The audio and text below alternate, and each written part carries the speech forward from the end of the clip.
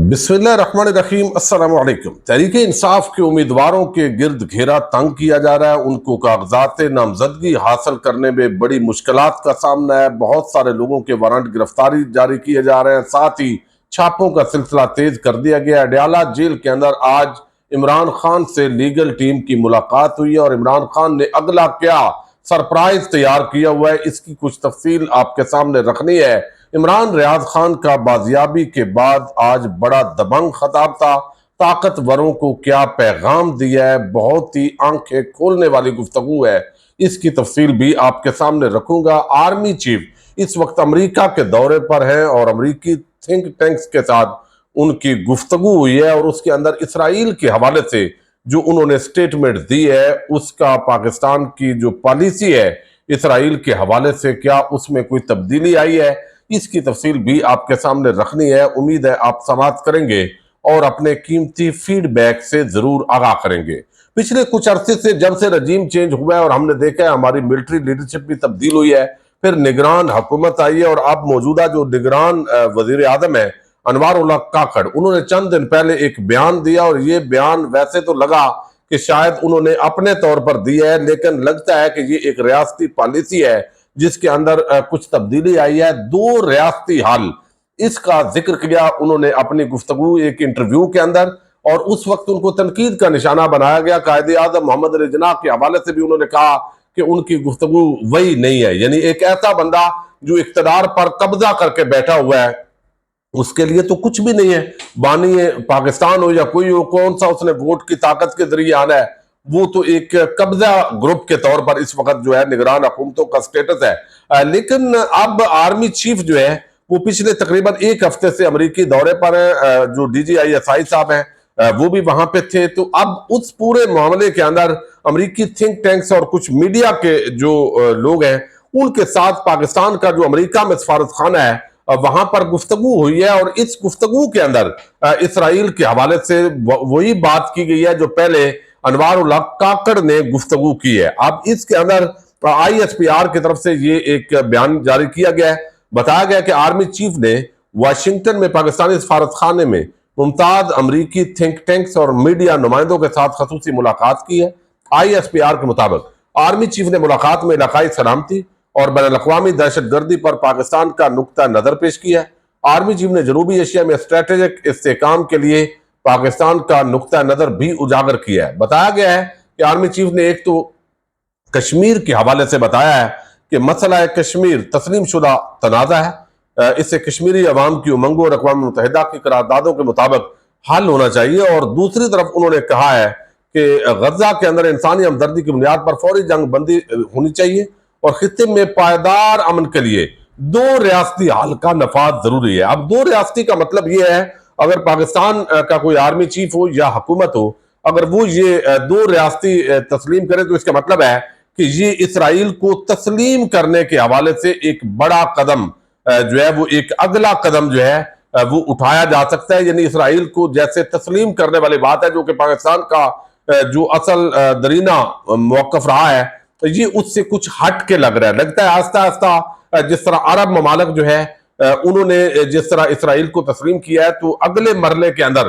पाकिस्तान भी आहिस्ता आहिस्ता उसी तरफ कन्वर्ट होता दिखाई दे रहा है। आर्मी चीफ ने कहा कि पाकिस्तान इलाकाई इस्तेहकाम और आलमी अमन यकीनी बनाने के लिए दहाइयों से बैनुल-अक़वामी दहशतगर्दी के खिलाफ नबर्द आजमा है। पाकिस्तान ने दहशतगर्दी के खिलाफ जंग में बेमिसाल खिदमात और कुर्बानियां दी हैं। पाकिस्तानी अवाम के भरपूर हमायत से आखिरी दहशतगर्द के खात्मे तक ये जंग जारी रहेगी। पाकिस्तान जियो पोलिटिकल और जियो इकोनॉमिक दोनों नुक्ता नजर से आम तरीन ममालिक में शामिल है। पाकिस्तान वस्त एशिया के दीगर ममालिक के साथ मजबूत ताल्लुकात चाहता है। चाइना दीगर ममालिक के साथ भी हम तजारती और बामी एहतराम का जो ताल्लुक है वो चाहते हैं। हम किसी तनाज़े का या किसी ब्लॉक का हिस्सा नहीं बनना चाहते, बल्कि हम तमाम ममालिक से अच्छे ताल्लुकात चाहते हैं। अमेरिका के साथ हमारे बड़े तजारती मरासम है, हम उनको बढ़ाना चाहते हैं। तो ये इस हवाले से गुफ्तगू हुई है। तो लिहाजा जो इसराइल के हवाले से पाकिस्तान की पॉलिसी है वो आहिस्ता आहिस्ता जो है वो तब्दील होती दिखाई दे रही है और दो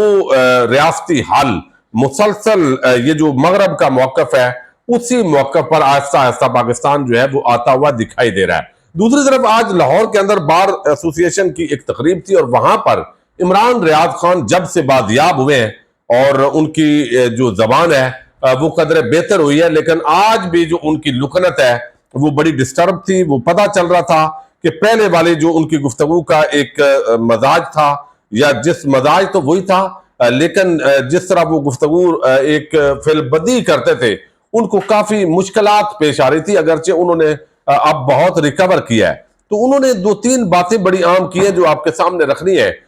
इमरान रियाज ने कहा कि मैं कल भी कहता था और आज भी कहता हूं, यानी मेरा मौकफ वही है। जो कुछ लोगों ने ये प्रोपेगेंडा किया कि शायद इमरान रियाज जो है वो अब उनका सॉफ्टवेयर अपडेट हो गया है, यानी हो भी जाता तो कोई पाकिस्तानियों को तकलीफ ना होती, क्योंकि जिस तरह अब एक पुलिस की कस्टडी के अंदर लोगों के साथ जो रवैया किया जा रहा है वो यकीनन बड़ी बड़ी तब्दीलियां आ रही है। तो उन्होंने कहा मैं कल भी यही कहता था और आज भी ये कहता हूं कि मेरे मुल्क का फैसला मेरे मुल्क के लोग करेंगे। 24 करोड़ पाकिस्तानियों की इज्तिमाई दानिश का फैसला बंद कमरे में बैठे चंद लोग नहीं कर सकते। वो करोड़ों पाकिस्तानियों का हक है, वो अपने मुस्तकबिल का फैसला खुद करेंगे, कोई बंद कमरे में फैसला नहीं करेगा। फिर उन्होंने कहा कि कानून कहता है कि मैं गैर कानूनी गैर आईनी अगर बात कर रहा हूं तो मुझे जेल में डालो, ट्रायल करो, जज के सामने पेश करो। अगर जो कानून और आइन मुझे बोलने का हक देता है ये पसंद नहीं तो बदल दो, यानी कानून बदल दो भाई, आइंदा कोई बोल नहीं सकता। वो कहते हैं आइन भी मुझे बोलने का हक देता है, ज्यादती ना करो। ज्यादती और जुल्म से जबानें कुछ अरसा तो बंद हो रह सकती हैं, सोच नहीं बदल सकती। नफरत में से नफरत ही निकलती है, मोहब्बत नहीं निकलती। आग को आग नहीं बुझाती। ये एक बड़ा उन्होंने पैगाम दिया है वाज़े अंदाज के अंदर। और फिर उन्होंने कहा कि मैं आज भी मौका है, कल भी कहता था आज भी कहता हूं कि 24 करोड़ आवाम जो है उसकी इज्तिमाई जो दानिश है उसका मुकाबला जो है वो बंद कमरों के अंदर बैठकर नहीं किया जा सकता। आवाम के जरा आवाम में निकले, उनके जज्बात देखें। ये एक वादे तौर पर उन्होंने ताकतवर हलकों को ज़ाहिर पैगाम दिया है, और ये पैगाम वो पहले भी देते रहे जिसकी पादाश के अंदर उन्होंने जो है वो सोबतें बर्दाश्त की हैं।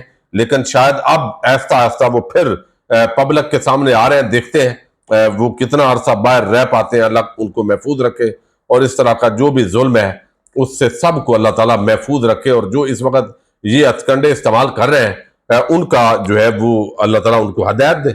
अब दूसरी तरफ जो है वो तहरीक इंसाफ के जो उम्मीदवार हैं उनके लिए बड़ी मुश्किलात है। उनके कागजात नामजदगी उनको मिलते नहीं है।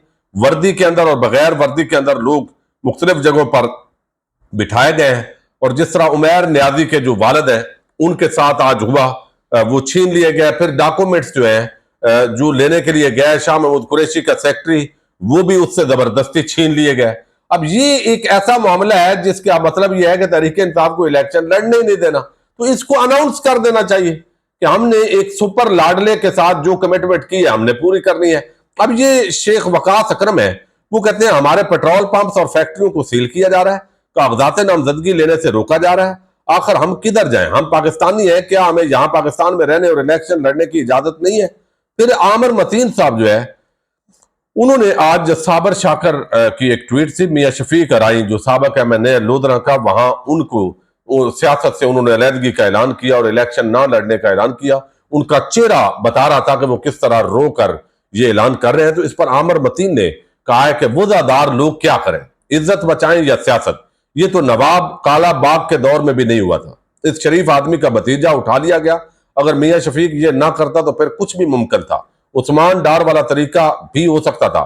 ये है तरीका जिससे जहांगीर तरीन इलेक्शन जीतना चाहता है। शर्म आनी चाहिए ऐसी जीत पर, अगर वो मुमकिन हुई तो। इस सब के बावजूद भी अब ये सारी चीजें हैं। अब दूसरी तरफ असद चौधरी साहब में सहाफी हैं, उन्होंने बताया कि कोट अद्दू के अंदर पीटीआई के शरीफ उन नफ्स साबक वज़ीर ममलकत साबक एमएनए डॉक्टर मियां शबीर अली कुरैशी ने गुज़श्ता रोज अपने खिलाफ दर्ज दोनों मुकदमात में जमानत ले ली थी। आज उन्होंने कागजात नामजदगी हासिल करने थे, लेकिन आज सुबह 5 बजे उनके खिलाफ बिजली चोरी का मुकदमा दर्ज कर दिया है। और इससे बड़ी और अब बोंगी क्या हो सकती है, सिर्फ इसलिए कि ये लोग जो है वो इलेक्शन ना लड़े और जहां पर कागजात ले रहे हैं वो कागजात ना ले सके।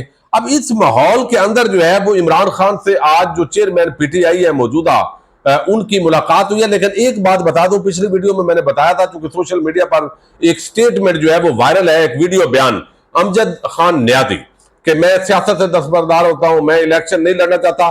तो उसकी वजाहत आई है कि ये बेसिकली पहले जब उनको हिरासत में लिया गया था तो जबरदस्ती की वीडियो बनाई गई थी, और अब उनका ये मौकफ नहीं है, बल्कि वो तहरीक इंसाफ के साथ है और पुरानी वीडियो चलाकर अब हल्के के जो लोग हैं उनको जो अप्रोच है उसको खराब किया जा रहा है। रावलपिंडी पुलिस ने पीटीआई के जो उम्मीदवार है यानी जुल्फी बुखारी, वो 9 मई के वाक़े के दौरान लंदन में थे, लेकिन पर्चे सारे 9 मई के इधर उन पर डाल दिए गए, तो वो डिटेल भी सामने आई है। लेकिन दूसरी तरफ इमरान खान ने अडयाला जेल से बड़ा सरप्राइज दिया और उन्होंने कहा कि 3 जगहों से वो खुद इलेक्शन लड़ने जा रहे हैं, कागजात नामजदगी दाखिल करेंगे। ज़ाहिर है उनको भी कागजात तो नहीं लेने दिए जाएंगे, लेकिन आज जो है बैरिस्टर गौर ने कुछ बातें की हैं, इस हवाले से मैं आपके सामने रख दूं। और एक आखिरी ऑप्शन जो तहरीक इंसाफ के पास बचा है और उसकी तरफ भी जाया जाएगा अगर हालात ऐसे रहे, वो भी आपके सामने रखता हूं।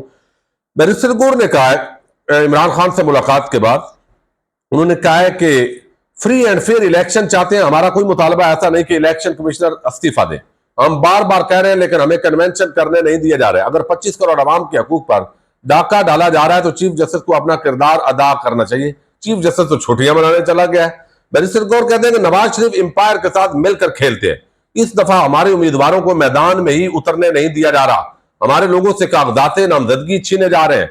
अडयाला जेल में शाह महमूद के सेक्रेटरी से उनके कागजात नामजदगी छीने गए, वो अडयाला जेल के अंदर भी कागज छीन लिए गए। बानी पीटीआई से कल कागजात नामजदगी पर दस्तखत कराएंगे, मुझे आज जेल में सादा कागज ले जाने की इजाजत नहीं दी गई, खदशा है अगर हमारे लोगों को रोका गया तो हालात खराब हो जाएंगे और हम नहीं चाहते हालात खराब हो। जबकि टिकटों से मुताल्लिक बानी पीटीआई से मुशावरत चल रही है, इसमें मजीद वक्त लग सकता है। तो ये एक तो हो सकता है उन दिनों के अंदर जब ये सारे मजीद फैसले होने हैं तो इमरान खान से मुलाकात ही ना हो सके, और ये चीजें भी हैं। फिर जब मुलाकात होती है तो एक तरफ जो डिप्टी सुपरिटेंडेंट जेल है वो इमरान खान की तरफ बैठा होता है, वार्डन दूसरी तरफ बैठा होता है और वो बातें सुन रहे होते हैं। फिर जो डॉक्यूमेंट्स उनके पास होते हैं वो स्कैन कर लिए जाते हैं, वो भी सारा रिकॉर्ड रखा जाता है। तो इन हालात के अंदर जो तहरीक इंसाफ के चेयरमैन है उनकी मुशावरत के अंदर बड़ा मसला बना हुआ है और लाहौर इस्लामाबाद हाईकोर्ट से रजू कर रहे हैं। लेकिन जब तक इस्लामाबाद हाईकोर्ट ने नोटिस करने हैं, जवाब देना है, उस वक्त तक तो वैसे ही पानी सर से गुजर चुका होगा। अब ये हालात अगर रहते हैं तो अगला ऑप्शन जो है वो तहरीक इंसाफ का क्या है? अगला ऑप्शन यही होगा चंद दिनों के बाद अगर जो उम्मीदवार है उनको मैदान में नहीं उतरने दिया जाता तो फिर जो वोटर्स हैं वो वोट डालने जाएंगे, लेकिन वो वहां पे कांटा लगा के आ जाएंगे और वोट वो जाया हो जाएगा। लेकिन वो जो अगर वोटर की तादाद, वोटों की जो तादाद जाया शुदा है वो ज्यादा हो जाए तो फिर भी इलेक्शन जो है वो जो एहतजाज है वो रिकॉर्ड हो जाता है और फिर भी हल्के के अंदर जो इंतखाबात हैं वो खत्म ही तसव्वुर आप समझे। तो उसके बाद ज़ाहिर है एक अवामी तहरीक चलेगी और फिर उन इलेक्शन को माना नहीं जाएगा, क्योंकि वो इलेक्शन तो नहीं होंगे, वो सिलेक्शन होगी। तो उसके बाद फिर एहतजाज होगा, लोग अपने जमहूरी हकूक के लिए निकलेंगे, फिर पाकिस्तान की मईशत का भट्टा बैठेगा और उसकी जिम्मेदारी उन्हीं लोगों पर है। ये अरबों खरबों उन्हीं लोगों से वसूल करने चाहिए जो इस वक्त कौम का नुकसान कर रहे हैं। चंद दिन पहले ऑनलाइन जलसा हुआ, 1.25 अरब रुपए का नुकसान खुद जो है वो बताया गया हुकूमत की तरफ से। वो नुकसान उस बंदे से या उन चंद लोगों से लेना चाहिए जो मुल्क का नुकसान जिन्होंने 1.25 अरब किया है, कि जिन्होंने नेट बंद करवाया ताकि तहरीक इंसाफ के जो लोग हैं वो ऑनलाइन उसको जो है वो कर ना सके, इतना नुकसान किया जा रहा है। और दूसरी तरफ जो है वो अब ठप्पे लगेंगे और अगर वो मौका आया तो शायद अगले चंद दिनों के अंदर जो है वो अनाउंसमेंट हो जाए। इन हालात के अंदर एक सुपर लाडले को लाने के लिए ये सारा कुछ किया जा रहा है और कल को हालात फिर मुआशी तौर पे खराब होंगे, सियासी तौर पे खराब होंगे और उसकी वाज़ेह ज़ाहिर जिम्मेदार वही लोग हैं जो इस वक्त पाकिस्तान को अदम इस्तेकाम की तरफ धकेल रहे हैं। पाकिस्तान जिंदाबाद, पाक फौज पाइंदाबाद।